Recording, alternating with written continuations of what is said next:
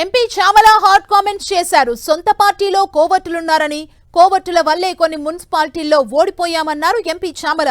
గెలిచే స్థానాల్లో కూడా ఓడిపోవాల్సి వచ్చిందన్నారు. ఓటములపై టీపీసీసీ అధ్యక్షుడు మహేష్ కుమార్ గౌడ్, పార్టీ ఇన్ఛార్జ్ మీనాక్షి నటరాజన్ స్పందించాలన్నారు చామల.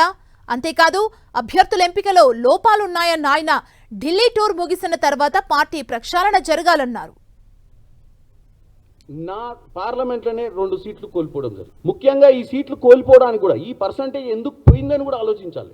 నేను అదే చెప్తున్నా. ఏంటంటే ఒకటి మా ముఖ్యమంత్రి పాలన, మా ముఖ్యమంత్రి ఆలోచన, ప్రజలు ఏ విధంగానైతే ఆయన ఆదరిస్తున్నారో ప్రతి నాయకుడు కూడా ముఖ్యమంత్రి దారిలోనే నడవాలి, ప్రజలకు సేవ చేయాలన్న గుణం ఉండాలి. మా నాయకులకు కూడా ముఖ్యంగా కార్యకర్తలను ఎక్కడెక్కడైతే పట్టించుకోవట్లేరో, కార్యకర్తలను ఎక్కడైతే విస్మరిస్తుర్రో, ఈ కార్యకర్తలకు నాయకులకు గ్యాప్ వచ్చినప్పుడు ఆ నియోజకవర్గాలల్లో బీఆర్ఎస్ పార్టీ ఆ నాయకులను ఆపరేట్ చేసి వాళ్ళకు ఉన్నటువంటి కోపాన్ని కన్వర్ట్ చేసుకునే ప్రయత్నంలోనే 2 సీట్లు ఓడిపోయినాయి మా దగ్గర.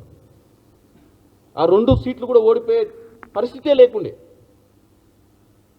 కాబట్టి ఒకటి ఈ ఎన్నికల తర్వాత పోస్ట్ మార్టం కూడా చేయాల్సిన అవసరం ఉంది. వాస్తవంగా ఎవరెవరు అబ్జర్వర్లను అయితే పంపించిర్రో మున్సిపల్ ఎన్నికలల్లో వాళ్ళందరితో రిపోర్టులు తెప్పించుకొని ఓటమికి గల కారణాలను కూడా మనము పరిశోధన చేసుకోవాలి, అంతర్మదనం చేసుకోవాలి ఏమైందని.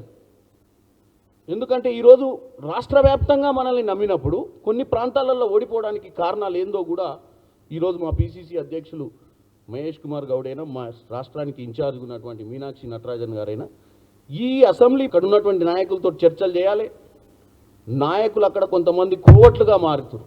ఎందుకంటే అక్కడ ఉన్న నాయకుని మీద విశ్వాసం లేక, కార్యకర్తలు మోసుకొచ్చి మనల్ని గెలిపించినప్పుడు అదే కార్యకర్తలను పట్టించుకున్నప్పుడు ఇటువంటి ఫలితాలు వచ్చే అవకాశం ఉంది.